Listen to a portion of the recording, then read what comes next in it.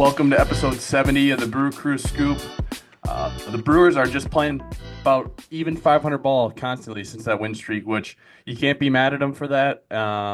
And you're happy with where they're at with so many wins in the bank. But it does get a tad bit frustrating not being able to get back on a win streak, but that's just how it goes after a long stretch. So you're happy with where they're at, and Phillies take 2 out of 3 in Milwaukee. Some close games, a blown lead. You would have liked to see them run that win total up and dominate, but you'll take 4 out of 6 against the Phillies. You'll take 500 ball after that long win streak. You'll take a 5.5 game lead over the Cubs, and they're dominating. So it's dominating on the season, I should say. It's great to see. Yeah, you're not going to win them all. We notably had at least part of a tough stretch coming up after that win streak too. And you when you play baseball, you're not going to win them all. And also, like all the games in this series were at least there for the taking. I think some unfortunate events and timely hitting by the Phillies today, and not so timely or lack of timely hitting by the Brewers leads to a little win, a 2-0 squeaker for the Phils, so not worried about it. But I am starting to get worried about some of the injuries, I think, in the pen and stuff, but we can talk about that later. Yeah, I've got some notes on stuff that I'm sure we'll get into later, but it's I'm not worried at all. I think if we kept winning and then ended September, the same way, people would say, "Oh, we peaked too early." Still think some people were saying that based off the win streak, but the Major League Baseball season is a giant roller coaster, so you just got to ride the wave. And if us going 8-11 since the 14 game win streak is us on the worst part, I'm pretty happy with that. People always say something. It's kind of a it's painful to be on Twitter. A lot of times it's fun to engage with the Brewers fans, and for the most part, I'd say a lot of people are positive and just want to talk ball. But there are so many people that will just find the negative in anything. And don't get me wrong, like I'm fine with finding some negatives for sure, but there are some people who will see the 14 game win streak as, well, we peaked too early because now we went 10-10. I saw someone complaining that we were only like 9-10 in however many games. Like, yeah, it gets frustrating game to game, but when you put it in the grand scheme of things, we still just basically had to play 500 ball for the franchise record of wins and the number one overall seed, guaranteed home field throughout. So, it's all going to come in And a bye. perspective for sure. I was gonna say, you get the bye if you pretty Oh much play yeah, 500 ball from here on out. Not only do you set franchise record one seed, but you get the bye. So we get a pass, that impossible wild card round, which is basically all I'd need. And then they get a rest and reset for injuries. So I mean, it could be so much worse. No. yeah. You can't lose in the wild card round if you don't play in it. So, all right, we can do the weekly recap right away. Brewers were in Toronto for the weekend of a potential World Series matchup? Question mark. They took two to start the series. It was a 7-2 win on Friday, a 4-1 win on Saturday. They got Jackson Chourio back. Him and Yelich had back-to-back homers to go ahead on that Saturday game. So good to see them both back and healthy for a minute. Of course, Yelich, as we know, is out with back soreness, but it sounds like he may be back in the lineup tomorrow.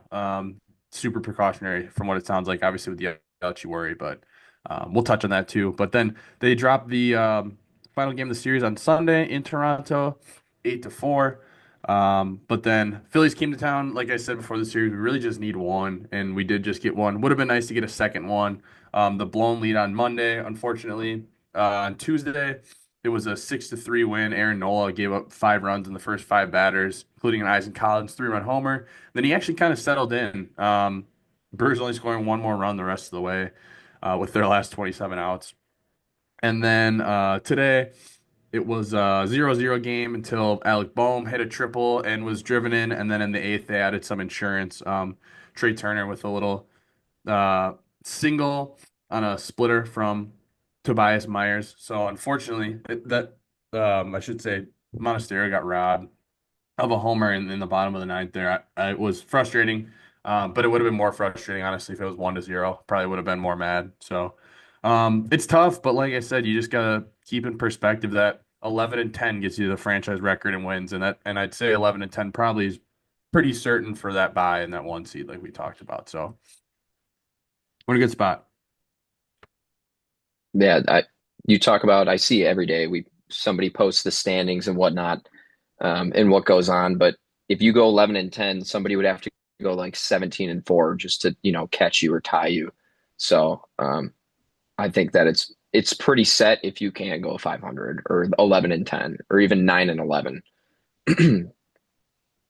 Yeah, yeah, it's in our hands and well within our realm of possibilities, I'd say. So I feel about as good as you could feel as a Brewers fan at this point in the year. Yeah, Craig gave us a free game of the standings too yesterday by pulling his starter in a no hitter and blowing a lead. So it is 5.5 games over the Cubs. It's 4.5 over the Phillies for that one seed. It's 5.5 over the Cubs for the division and the bye. And then it's 7, 9.5, and 10.5 respectively over the last three playoff teams: Dodgers, Padres, Mets.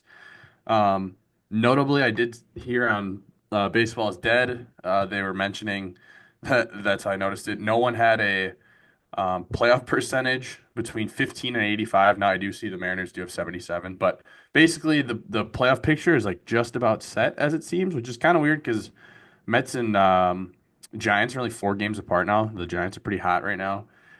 But seemingly, it seems like those are going to be the six NL teams. And then in the AL, it looks like it's going to be the Blue Jays, Tigers, Yankees, Red Sox, Astros, and Mariners. So those 12 teams are, I would imagine, we'll probably see 10 or 11 minimum of those, if not all 12. But if you look at the overall major leagues, Brewers still have a 5 game lead in the win column. 86. The Blue Jays, Phillies, and Tigers all have 81. All right. The series in Toronto and the home series against the Phillies. Who was your hot hitter of the week? Oh, stop dropping on fire, Ricky Bobby. I'm on fire. He's so hot right now. Yeah, I didn't account for today's stats, but I'm gonna give it to I think you gotta give it to Brice Turang. Not including his pinch hit at bat today. He had 19 at bats with 8 hits, one double, one triple, 2 homers, 5 runs, 3 RBI, 4 walks.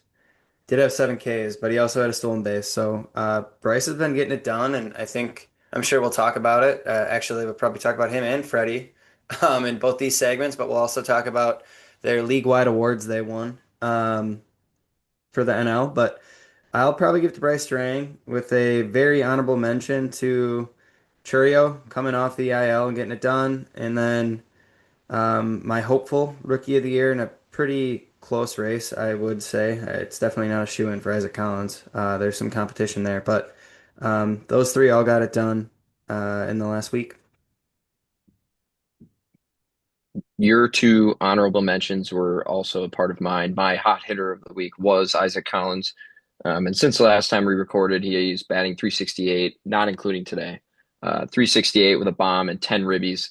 And he's got 7 hits, 2 walks to only 3 strikeouts. So putting the ball in play, even if it's not for a ton of pop, and you can even add the 2 doubles in there. But there's something to be said for coming up, when there's guys on base. So we'll take that any day. And then since Chourio came off the IL, he's got a 400 average with a bomb and 6 hits in just 4 games since coming off the IL. So, and then again, not including today's game, but two guys that maybe ish were flying under the radar a little bit because Isaac was, coming off of a not so great um, couple games after having his child, and then Chourio just straight up coming off the IL. So nice to see those two guys producing again. Yeah, Chourio definitely deserves the shout out. He came out like a madman. Really good at bats, peppering homers. He even was robbed of one too.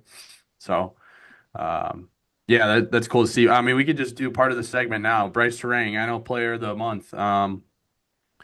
I saw he had a 1092 OPS, 694 slug. Those are both first in the National League in August. Or sorry, this is all MLB hitters. And then also first of all MLB hitters in WRC plus and total bases. And then 10 homers. 10 homers is up there for most in a month for a Brewer.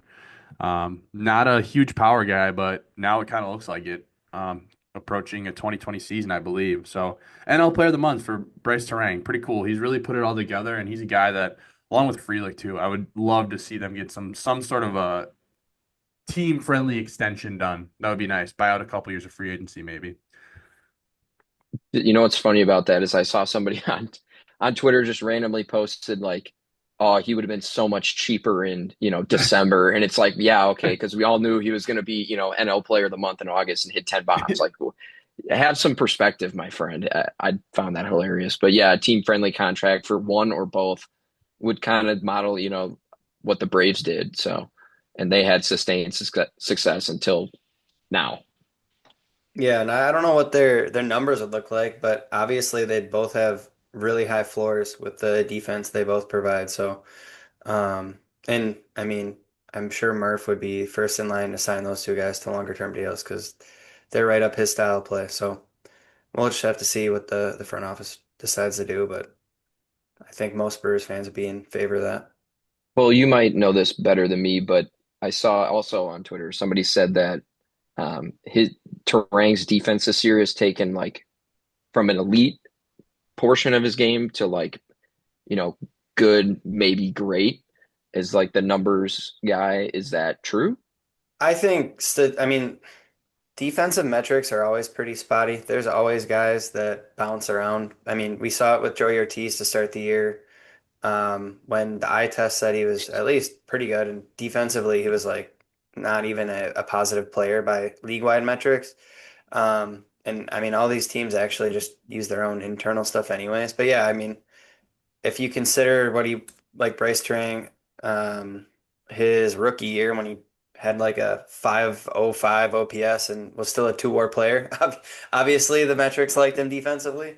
But yeah, I'm sure I haven't seen the exact number, but yeah, that makes sense. And I think throughout a season, little stuff with how those defensive metrics are calculated is going to happen. But whether it's DRS or just defensive WAR, whatever you're using, um, yeah, it might not look quite as good, but I mean, we all watch the guy play, and it is that good. So I'm not worried about it. Unrelated, something made me think of it, but I did see today. I think I saw it on Twitter yesterday too, but on the Brewers broadcast, they mentioned it. Um, Now with 86 wins, they said the Brewers are one of three teams that have 86 wins in every year since 2017. And the other two teams were the Dodgers and the Astros, which is one kind of disappointing. They both have multiple World Series wins, but cool nonetheless to just keep winning. A lot of 90 win seasons in there. I guess technically what they didn't, it's kind of funny. It was funny to me. They're like, "Oh, now we're one of three teams that has done this every year since 2017." But technically, the Astros and Dodgers could not get there. Possibly 77 wins and 78 wins for the Astros and Dodgers, respectively. So we could be one of two. I doubt we'd be the only one. I bet one of them will get there for sure. But I mean, there's only 20 games left. One of them could slip up. Um, Seemed like they were kind of preemptively looping the Dodgers and Astros in there. But if not, pretty cool to see the Brewers as one of the more successful teams. Obviously, we know that, but and it's an arbitrary number, but cool nonetheless. Yeah, Lots of fun summers in Milwaukee. A lot of I know sand. we talk about this a lot in the off season when there's nothing to talk about, but the fans that maybe dislike Mark Antanasio, take a look at what the Brewers record is in the time of him being an owner, and it's pretty impressive. I want to say I'm positive it's top 10, but it might even be like 6 or 7. I mean, for a small market team, that's pretty impressive, and it's pretty much shined through here in the last 8 years. So that's pretty cool. Yeah, I was gonna say that he got lucky with some of our more recent success because some of that early part of his ownership wasn't quite so successful. Uh, StatMuse says since 2017, the Dodgers have the most wins with 838.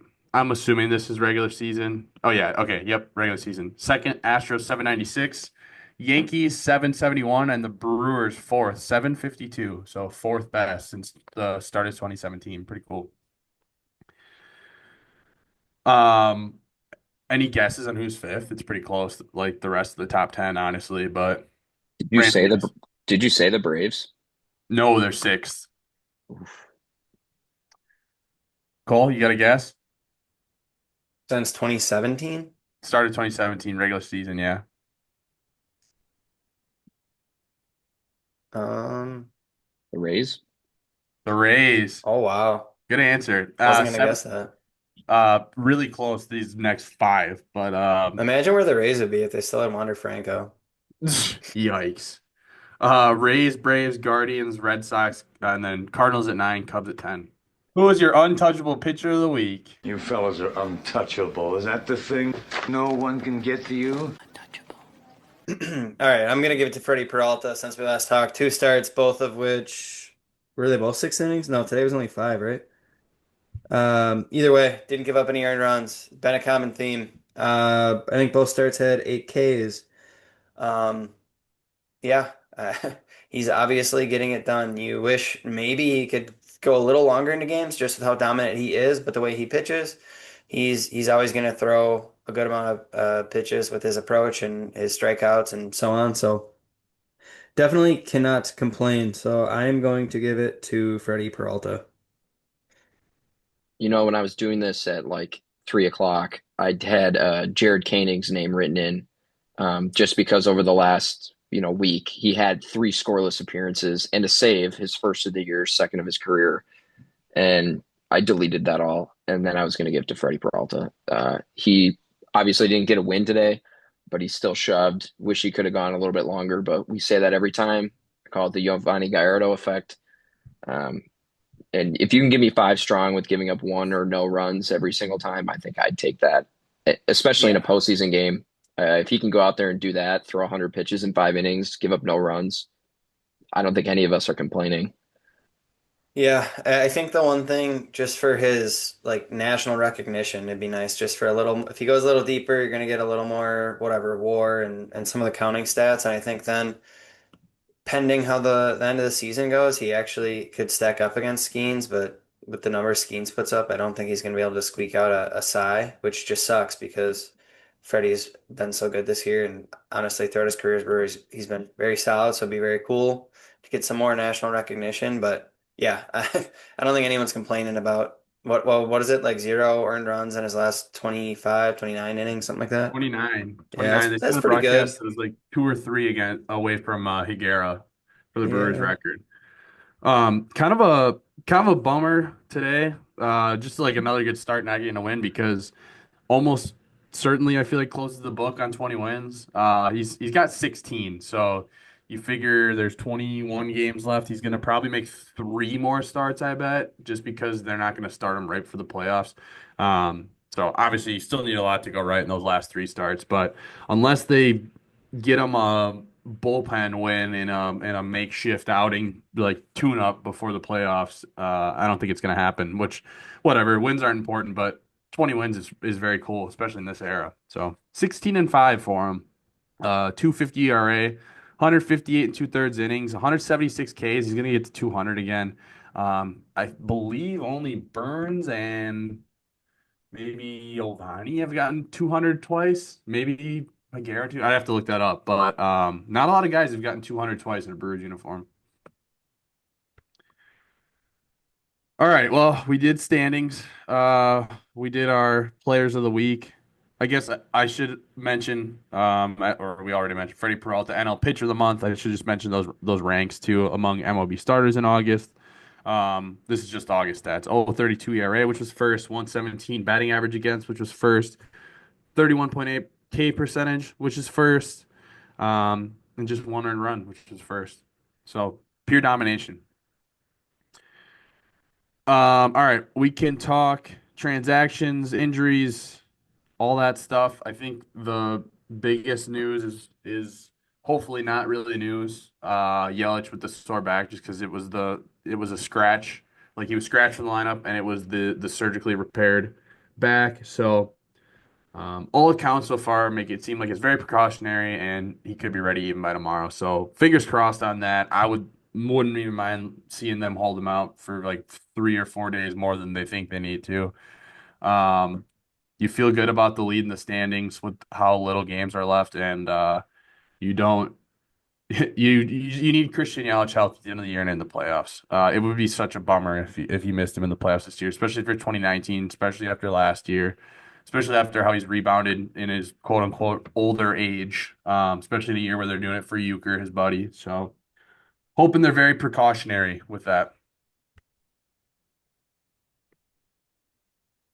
Yeah, I hope they don't push him. I hope they allow him to. I wouldn't say they. It would be him wanting to get back in the lineup. And I feel at his geriatric age, as you mentioned, he would know his body, and I think he'll be smart enough not to push it, especially this close to the postseason. Maybe if it was in like May and they didn't know they had it locked up, not that they have it locked up, but you can give him a couple more days. I know BA said that on um, the broadcast today too. It's just like let him feel it out, and obviously, I'm sure he wants to be out there, but you got to let it rest. The only thing that's probably going to help it is the rest. Yeah, I agree. Don't have anything to add there. Except for when you started talking about Yelly's body, all that popped in my head was the body issue. And maybe he's put on a little muscle since then or had a couple lining kugels since then, but I think he's probably still pretty fit, pretty good looking guy. Yeah, what's your preference? Maybe we should have did this on Prince Fielder. I was gonna say we should have did this on episode 69 last week, but are you more of a Prince Fielder body issue guy or a For some Christian? reason, I feel like I always wish Giovanni was in a body issue, kind of like bearded Giovanni. I feel I like he would think have I been. think they did that. Oh no, wait, that was a mug shot. That's right. Oh, bummer. I think that's why I said it, honestly. I kind of like that. I like that All right. Yoel vibe. Palms is back. See, Why is he back? Kind of big news. Because Shelby Miller's elbow popped, which is not good. They did mention potential for career-ending injury just because he's 36 and it would be his second Tommy John. So that's a bummer, especially when that was like, a guy we were really trying to reinforce the bullpen with. Um, what would you guys think if I said the Brewers picked up recently DFA'd Alexis Diaz in Shelby Miller's spot? Yay or nay? September 4th. Oh, you know what? I don't know that they can put him on the playoff roster now, actually. So I kind Yeah, of take that back. I don't think they could. Yeah. There's not really enough time for him to like work stuff out. So I feel like we're better off utilizing a Yoho or I don't know what Grant Anderson's timeline is. Sorry, Bruce Twitter, but I would like to have him back as well. Um, but yeah, I feel like Shelby Miller probably should have taken the sign that he was never destined to be a Brewer. COVID happened and he missed his time with us, and that wasn't enough of a sign. And came back, and now his elbow doesn't work. So the Brewers turned into the paddy wagon for the D-backs. Now we have Montgomery and Shelby Miller just taking them out to pasture. Yeah. I was going to say, I saw somebody, complaining about why they picked him up, knowing they're such a high octane organization. They should have known this was coming. And I'm sure, Scoop, you saw the tweet. It was just like, well, what did they give up for him? Virtually nothing, cash, essentially. And they took on an injured player. I mean, they probably knew that it was a wild card. I feel like forearm strains are the calf strains of Achilles injuries. Like once you have a forearm strain, there's a 95% chance that at some point, if it's not fully healed, you're going to tear your UCL. It's the injury that happens before the big one. And I'm sure the Brewers knew that this was going to be a wild card, and that's why they didn't give up anything of value besides, cash, which props to Mark A for signing off on that. He probably knew the risk just as well. They probably laid it out to him, and I appreciate them going for it. I didn't think Shelby Miller was going to pitch high octane innings in the playoffs, just the way he was already pitching for us, but it is what it is. And his splitter was gross for the 7 appearances that I saw. So hopefully he comes back. 37 is like the new 30. So I hope to see him back on a mound someday. The corresponding move for Jackson Chourio was Lockridge was optioned. Robert Gasser was reinstated, but optioned. And Ollie Dunn took the DFA. I didn't see him go anywhere, right? So I just No, didn't he's either. back. He's back with retaining the him. organization. Figured that would be the case. And then Joey Ortiz is back too. I know he has been lighting the world on fire, and Monasterio actually kind of has been at the plate, but Joey O plays a really good shortstop, and he was hitting a little better. Huge news to a lot of people on Brewers Twitter. Luis Urias signed a minor league deal. I do like Luis Urias, but it was kind of cracking me up how much like I do remember him being a little bit of like a cult hero here, and like people were so excited. I liked him. I didn't love him. I also at times thought he kind of sucked ass for long stretches at a time, which is fine. Some guys do that, but yeah, I don't know. I guess I Does he can't hurt. still do It can't the? hurt. Does he still do the like? Oh, I'm sure he does. I'm sure he does. He did What do you start the guys year think about pretty that? hot. He did start the year pretty hot with the A's. I mean, it's kind of adding him for nothing, right? Like he's just Yeah. gonna be down in He's AAA, depth. and if we needed him, since we signed him to a minor league deal, would he still be eligible for the I They just believe playoff have to roster? be in your organization so. There's before. a caveat to that because that's what I thought too. I'm pretty positive that you have to be if you're in the org, but you did not like you didn't play on the team before September 1st. You have to technically be an injury replacement to be on the playoff Which roster. he would be. So So they obviously, yeah, they would yeah, just say well, he whatever. would be anyways. Yeah, right, exactly. So you have to say it's corresponding for X Gotcha. player. All So right, yeah, because I mean, he did start the year pretty well. I don't obviously we don't need him right now, right? He's not on the team, and we'll be adding Reese back soon and so on. But if we keep the Siegler experiment going on and Brewers Twitter wins and we finally send him down for the year, maybe he's got a role there or whatever it might be. So, um, I don't know why I would complain. yeah.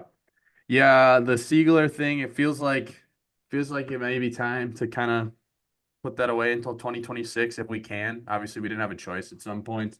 Looks a little lost at the plate. But not to say he won't be a meaningful bat next year, or maybe I'm wrong. Maybe the rest of the year he turns it around, but it's kind of what it looks like. Yeah, Luis Arias, he had 330 plate appearances for the A's this year. 653 OPS, which obviously is not great, but it's not a 500 OPS. So, Smells like um, Joey O. yeah, Yeah, right. true. 653. Uh, Maybe he's up closer to that, but he's not there yet, I don't think. was he a good defender? Like, I'm just like totally I think it blank. depends on where he's playing. I thought Yeah, at third base he was average or above. Yeah. yeah. No, is what it is. Yeah, I don't know if you guys want to talk anything else. I think we already talked to McGill last week. Sounds Yeah. like he was on track to throw off the mound today. So that's good to see. Another guy, I wouldn't mind them just like letting him rest a little bit. Yeah, I know with Um, the Gasser news that they're working him in more like relief roles now. So I think that's interesting. Because definitely could see a spot for him on the playoff team. Um, and then I don't really know if we talked about Reese like officially, but he's knocking on the door. So that'll be nice once he's back. I was gonna say the Anthony Siegler experience is going to end before we speak again. I know Hoskins 30 days rehab assignment and September 9th, so that'll be the day that I assume Siegler will be down, but then you're carrying three first basemen by trade on your roster. I don't know what you guys think about that. I don't know. It is what it is with the DH. It would be different if we had more guys on the left side that we wanted to keep up. So, um, last thing before I forget, Grant Anderson slated for an inning in Nashville on Saturday. All right. Adam McKelvey just tweeted that McGill's bullpen went well, but there's bad news that another reliever is about to be placed on the IL, but Murph is not prepared to say who yet. Oh, So, Nice. so in the coming Who threw hours, today? It's yeah. Koenig. What? hopefully it's not Ashby or Koenig It's or going to be one of those two, I'd I mean assume. Toby pitched, but he looked fine. He only And threw then 2/3 of an inning, too. yeah, Z. Gee whiz. Yeah, I kind of hate that. I'm not gonna lie. I think Murphy hadn't mentioned that, Yeah. but all right. Well, I guess we wait. That's unfortunate. So then who's next? They bring Gasser up right away, or Yoho, I think, has been kind of getting back to his stuff. And I mean, I think he at least has the potential to be good, right? Or Chad Patrick, if you want to bring him up in a long relief role. Um, and then there's guys that have been in the minors, like Will Childers, Yeager, some of those guys that maybe we give them a chance because they've been good. But yeah, I don't know. Yeah, well, Jaeger was actually really good last I looked. Yeah, but the wheels are starting to fall off, boys. Ian. I'm just Yeah, saying, it's not looking pretty. I do hate to be negative, but it does feel like every September we have some sort of And annoying Miz, you injury. do keep in mind Miz Yeah, could revert to the pen. he could. Yep. All right. Well, we'll monitor that. Um, Cole, what NL Central player is going to be sponsoring our beer of the week this week? Who's our? You know, it's tough that we have to go to a repeat oh so soon.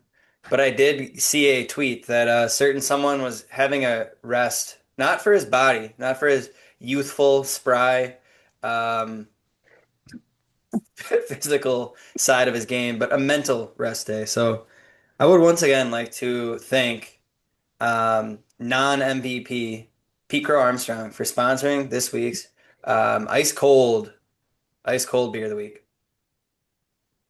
I'll have a brewski, Charlie. Well, there's nothing like a cold one after a long day, huh? Oh, yeah. I've been known to drink a beer or two. Keen, did you have a shout out? I know that that's a new segment, but if you had a shout out, I didn't want to skip you. Otherwise, I'll go into the beer of the week. No, I'm straight. I don't. I was that was unexpected. I don't know. I'm gonna let Cole hang on to that one. All right, the PCA beer of the week is Lakefront Brewery Pumpkin Lager. God Oh, damn it, I've done it before, but the Again? weather got cold today and it was good. I had myself a pumpkin cold brew at Starbucks and Lakefront Brewery Pumpkin Lager is the beer equivalent of that. I might go get a six pack of it for Thursday Night Football on my way out of this podcast. So, Pumpkin Lager, give it a try, Milwaukee Brew. and if you were lucky enough to have it in person, you could drink it from Bernie's Chalet, right, Scoop? That's right, you can. Thought you were gonna say from the tap. You could do that too, I guess. Okay. Final thoughts. Hit me with them. I quick wanted to shout out Luis Lara, got his 40th steal Oh, of the season. wait. Hold on. Around the farm. If it hadn't been for those meddling kids. If it hadn't been for you meddling kids. Ah, meddling kids. If it hadn't been for these meddling laddies. Quick wanted to shout out Luis Lara, had his 40th steal of the season. I think it was Blake Burke. Yeah, I saw he's into his first month officially with Biloxi, and he's got a 964 OPS. Obviously pretty good. Tyler Black got it done in the last week in Nashville. Almost their whole staff also did, so good on them. Matt Wood had been heating up a ton even since we talked to Javik. He stays hot in Biloxi. Um, and then I just wanted to shout out Marco Dinges also is hot in that stacked Timber Rattlers lineup. And then I don't have it on my screenshot, but Ryan, I think it's Burchard was in the Wisconsin Brats unis carving them up. I think he went 6 or 7 no hit. So had to get him the shout as well. And once again was wearing those Lederhosen uniforms, and that is my favorite uni of the year. So shout out to the Wisconsin Brats. I've got two very quick things. I don't think we've touched on this pretty much at all since it came out about a year and a half ago. But the Carolina Mudcats, the Brewers now low A affiliate, will no longer exist. They're moving about 20 miles west, I think I read. They're not moving very far. They're becoming the Wilson Warbirds with right. a brand new stadium and everything. So that'll be really interesting if you're wondering in December or November when the Wilson Warbirds are popping up on your Twitter feed or Facebook feed. It's because that they are the Brewers low A affiliate. And I always wonder, like, when the Timber Rattlers became the high A affiliate, if this move had any reason to do with that. But I'm sure we'll never know. Number 2, I fact-checked myself. Since 2005, the Brewers have, according to StatMuse, the 7th best record in all of Major League Baseball. And they have the 6th most wins, but because we play in a nice retractable roof, we've played more games than the Guardians, but they have a better winning percentage. But we have 2 more wins than them. Since when? 2005. Not So bad. pretty much the same list, which the good organizations are good organizations. But I'll give you guys a little fun thing here. Who is the worst National League Central team since 2005? Houston Astros. Just kidding. It's got to be the. Could be the Reds. Yeah, I was about to say it's got to be the Pirates, but the way you asked that question, I'll say the Reds. It was the Pittsburgh Pirates. The Reds are not Okay. far behind, though. All right. It was a bit of a trick question. And then the Cubs are just about 500 and have the 14th best record since 2005. So for a bunch of big talkers about how they've been great forever, that's not true within the last 20 years. They do have a World Series. There's no Cubs fans Yeah. here to defend themselves. They do, in fact, have a World Series. We all lived When through that, we- and that was fucking miserable. Alec is gonna text us tomorrow morning when he listens. You got us. And Sam, Chicago's finest. Oh, don't say Sam and Cubs in the same sentence. He wouldn't stand for this. This list is actually really interesting. I suggest you guys give it a look, fans, Tweet it out. crew. Tweet it out. co-hosts. Yeah. Such an interesting look at the last 20 years. A lot goes by. Teams are good, teams are bad, but the good organizations stay good. It's kind of impressive, actually. The Rays are up here, Guardians are up here, Red Sox, Cardinals, Dodgers, Yankees, Phillies, Astros. I mean, the Angels are the 11th team, which I don't think any of us probably would have guessed with their last 10 years, 11 years now since they made the postseason. So kind of cool to look back.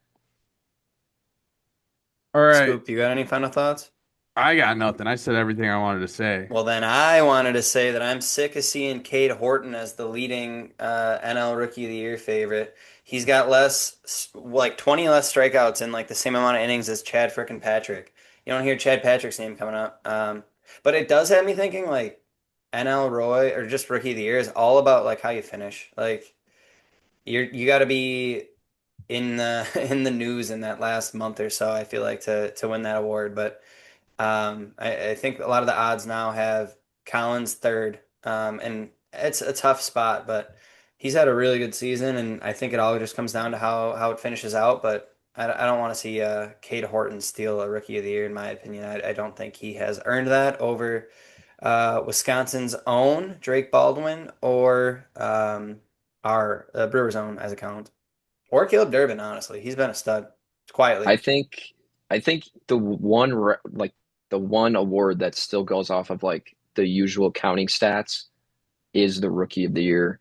I don't know why, but I feel like that's just Cade Horton has a worse F-WAR than Chad Patrick, but he also both of those two and Drake Baldwin, I believe, have a worse F-WAR than Isaac Collins, and so it's just kind of weird to look at.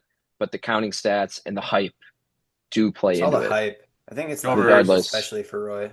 Go Brewers. Yeah, go Brewers. Sorry. Thanks for listening. Go Brewers. Bye. Go Brewers. You're a little early. It's